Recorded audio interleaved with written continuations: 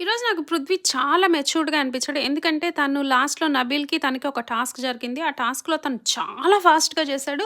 కొంచెం I am the game అనే word ఫార్మేషన్‌లో తను ఐకి, యామ్‌కి మధ్య స్పేస్ ఇవ్వలేదు. దానివల్ల ఓడిపోయాడు. అది కూడా నాకేం అనిపించలేదు. ఎందుకంటే తర్వాత యష్మితో మాట్లాడేటప్పుడు నాకు అర్థమైంది. తనకి ఇంగ్లీష్ రాదంట అసలు పాపం. సో, ఇంగ్లీష్ రాదు కాబట్టి తను కరెక్ట్‌గా చేయలేకపోయాడు. That's fine. బట్ ఆ గేమ్ అయిపోయిన తర్వాత సంచాలక్ డెసిషన్‌ని తను రెస్పెక్ట్ చేశాడు. యష్మి ఇంకా ప్రేరణ మీద కోపంగా ఉన్నా కూడా ఈ అబ్బాయి ఒక్క మాట కూడా మాట్లాడలేదు. నిజంగా ఈ అబ్బాయి పేషెన్స్ నేర్చుకున్నాడు అనిపించింది. ఎందుకంటే మామూలుగా ఈ అబ్బాయి ఈజీగా యాంగర్ వచ్చేస్తది. వర్డ్స్ లూజ్ అవుతాడు అంటాం కదా! కానీ ఈ రోజు అలా చేయలేదు. నాకు అది నిజంగా చాలా అంటే చాలా నచ్చింది.